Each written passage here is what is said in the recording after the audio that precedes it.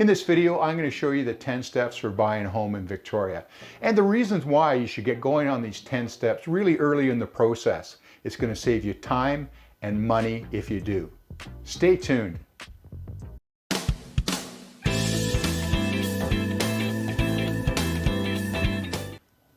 Hi, I'm Kerry Davies of eXp Realty here in Victoria, BC. I'm born and raised in Victoria, third generation, and been selling real estate in the area for just over 25 years. If at any point during this video you have any questions, please just drop them in the comments down below. You can reach me directly on my cell phone, which is 250-213-9389, or just reach us through my website. Let's get into it.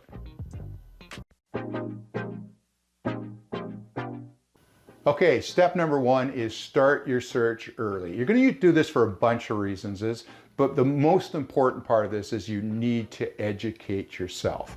You need to explore areas, maybe different projects or types of buildings, and so it's really important. I understand the market, I understand pricing, all the rest of it, but you have to get a little bit of education there as well. Naturally, you always get my opinion on location and pricing, that sort of thing, but start the process early. Even if you're going to buy a year from now, it's not too early to start. Follow the market, get some education, and I tell you what, it'll save you so much time once you're ready to make a purchase. Step number two is determine how much of a house you can afford. Okay, so this is going to vary from, depending on your income. Perhaps you're buying the property with a spouse.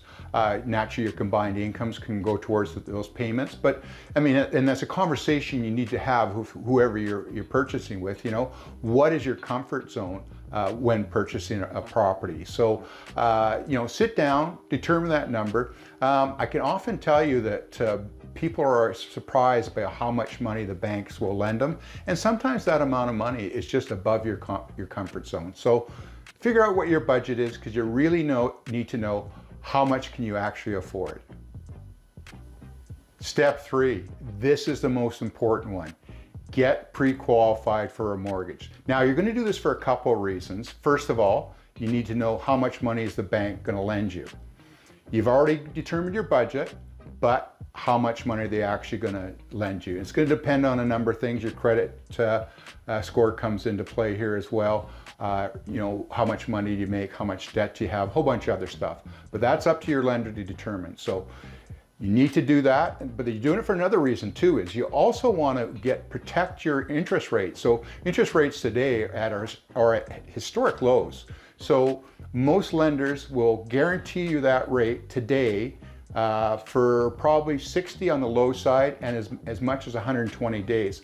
So what's the advantage of that? If rates go up, you're going to be locked in at the lower rate for up to about 120 days. If rates went down, you can reapprove at that rate, and they'll lock that in for another 120 days. I don't think rates are going to go down right now. The prediction is they're eventually going to go up. So don't waste any time. Do it right now. Go get pre-qualified. If you need the name of a person, if you don't have a good lender, ours is the best. He'll have you pre-qualified in about 3 or 4 days, and their rates will be as good as anybody else. So reach out to us and we'll be happy to help you there, but get pre-qualified. I mean, go do it right now. Don't waste any time. Hey, before we carry on, if you're interested in our buyer's guide, please leave some comments down below. We're just putting the finishing touches on it, and we'd love to send a copy to you. And can you do me a big favor? Please hit the subscribe button. Really will help me with the production of future videos. And I'd also really like it if you hit the like button. Thanks so much. Let's get on to the next step. Okay, so step number 4 is find the right realtor to work with. I see 4 steps in this, even though it is step 4. All right, so first of all, just find somebody you're comfortable to work with, right? Meet with them, interview them, go have coffee for them. Do you have the same likes, dislikes, that sort of thing, right? Is it somebody that you feel, I could work with that person and I trust that person? Number 2, make sure the realtor is local, okay? Don't hire your cousin who's a realtor in Vancouver to sell you real estate in Victoria, because they're just not going to know the nuances of the different areas and locations, right? You need a local expert. So hire somebody locally. Next point is make sure they have a track record. Are they actually selling real estate? You know, Victoria has over, I think, just over 1,300 realtors. And you know, the average realtor sells about 5 places a year. So just, you know, ask them how many houses they sold in the last year, you know, and hopefully in the areas you're interested in. But you know, make sure that they actually are actively selling real estate. Kind of important. And finally, ask for references. You can look for Google reviews or just ask them for testimonials, and they should be able to provide those to you. So find the right realtor and you'll be super happy. Okay, step number 5. This is where the fun begins. Go find yourself a home and make an offer. This is what it's all about, right? Looking at properties. So let's just have a bit of a recap here. You found a realtor. Hopefully it's me. You've educated yourself. You've already been looking at properties online, driving through areas, that sort of thing. And you've got yourself pre-qualified, so you know what your budget is. So now we're going to go look at properties. I'm going to arrange the showings for you. We'll together often we select the properties, but more often than not, it's just you give me a list of properties and we're going to go look at them. And these can be private showings. We're not going to go to open houses. The odd time we might, but the best thing is to have a private showing where we can have an open discussion about the property when we're there and not have other people mingling around, that sort of thing. So private showings are by far the best. The other thing is you'll always get my honest opinion on a property. I'm gonna, you know, if I don't like the location or if I see something that I think affects the value or enjoyment of that property, I'm gonna let you know. Ultimately, it's your decision. I'm not the buyer, you are, but I'm gonna let you know what I think. And if you still wanna, if I don't like it and you still wanna buy it, that's okay with me. So once we made the offer, there's sort of a bunch of things that come into play here. And just one other thing to remember too is, you know, I represent your interest. The listing realtor represents the seller interest. So we're in opposition here, right? And if there's one piece of advice I can give you is you know, always find a realtor to work with who represents you as a buyer's agent. And it's just not the best idea to deal directly with the listing realtor. They can't represent you. You have to be an unrepresented party, and I don't want to get into a bunch of details there, but you know, make sure you're working with a realtor. It's really important here. So we're going to make an offer. A bunch of things come into play here. You know, how much a deposit you're going to make. You know, how much we're going to offer. So that's a critical thing here. So let's say you found a property you're interested. I'm going to do an evaluation on it, and I'm going to tell you I think it's worth X. So that's going to be our starting point. If we're in multiple offers and the list price is $800,000 and there's 5 or 6 offers, well, guess what? It's going to sell well over $800,000. But those are discussions we'll have when the time comes. So typically in your offer is you have to pick dates that you're going to close on, that sort of thing. Conditions come into it. It's going to be subject to financing if you need a mortgage, subject to a property inspection. Often we want to look at the title, and there's also a thing called the property disclosure statement that's been completed by the seller. These are all kind of well, the property disclosure is a document, sort of the starting point to get you going here. So we'll maybe get into that a little more into depth in the following steps here, but this is the fun part. We're going to look at houses.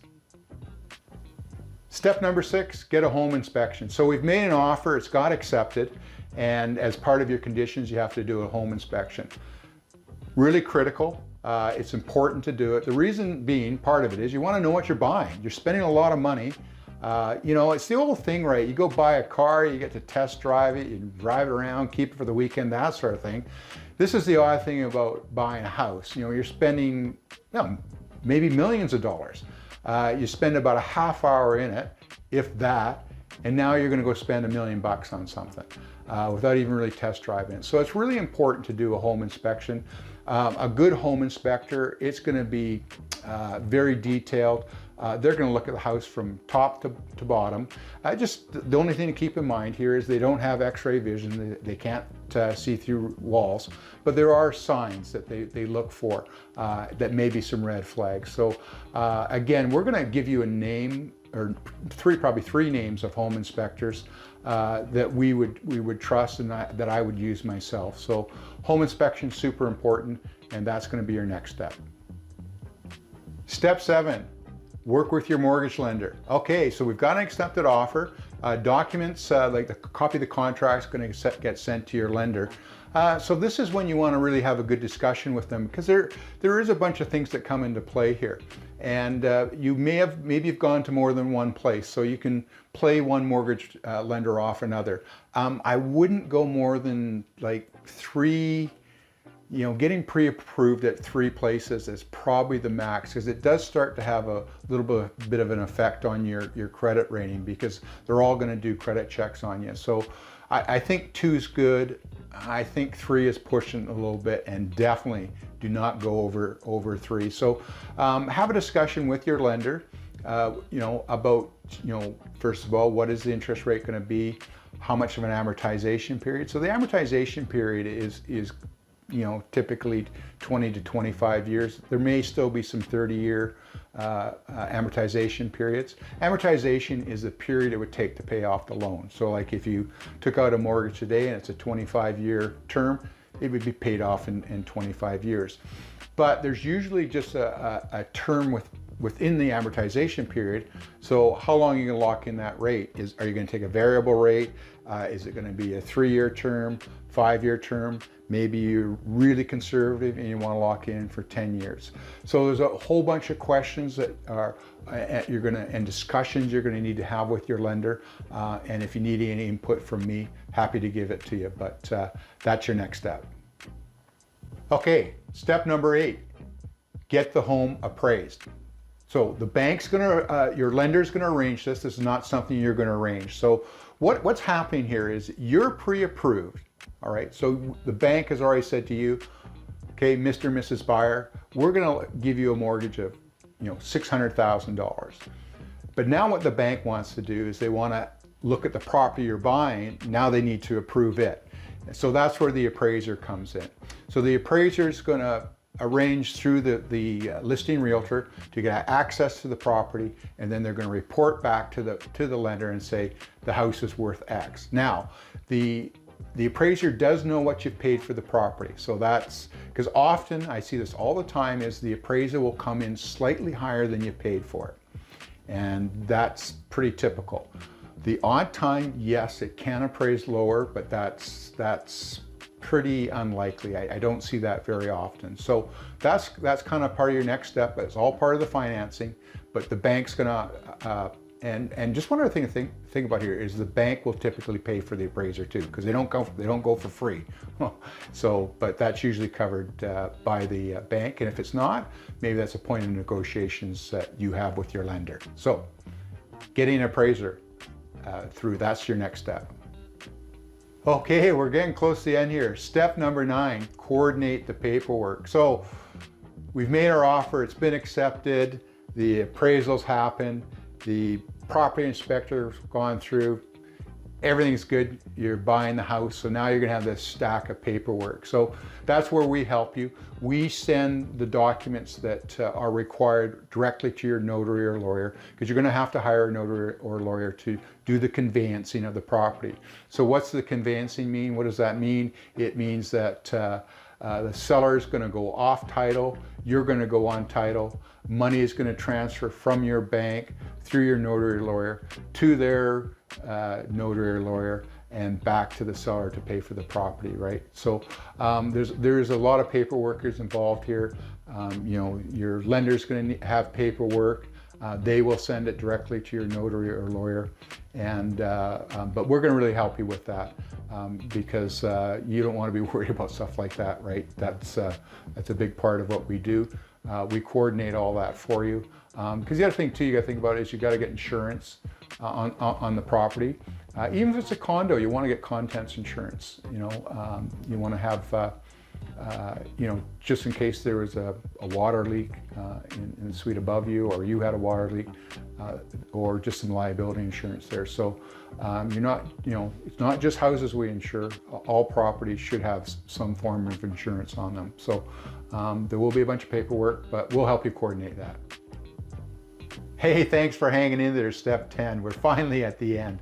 So step number 10 is closing the sale. So what happens there is that you have to have a conveyancer, which is a notary or a lawyer, to you know, receive the funds from your bank, take seller off title, put you guys on title. Your conveyancer is going to say to you, you need to bring in X number of dollars to close the sale. I mean, there is a bunch of things around that, because there's a thing called a statement of adjustments, which I'm not going to get into the details of that right now, but that's maybe something you want to ask me about. And so you're going to have to go in, sign documents, and then you get the keys from us, right? So typically what happens, there's the closing date and possession date. And they're usually not often on the same date unless the property is vacant. So if you close today, and if it's a vacant property, you probably will get the keys probably around 5 o'clock on the closing date. The reason for that is just to give the time, you know, you want to give the seller time to move out, and that's why it's often the following day, because the seller doesn't really want to you know, move until they got their money, and they often don't get their money till late in the day. So often the closing date would be today, and you get possession sometime tomorrow, and those are just dates that are negotiated when the offer is made. But that's what happens with closing, right? This is the big thing. This is when you actually own the property. And that's what it's all about. It's an exciting day. So that's what's next, closing the sale, and that's when the fun really begins. Hey, thanks so much for making it to the end. I really appreciate it. Hope you got some value from this video. If you did, I've listed some of our other YouTube real estate related videos down in the description down below. Worth checking out. It really help you whether you're buying or selling real estate. And if you're thinking about buying or selling real estate in Victoria, I'd love to hear from you. Please call me directly on my cell phone at 250-213-9389, or you can text me at that number as well. And please hit the subscribe button. I'd really appreciate that. Thanks so much. Have a great day. Talk to you soon.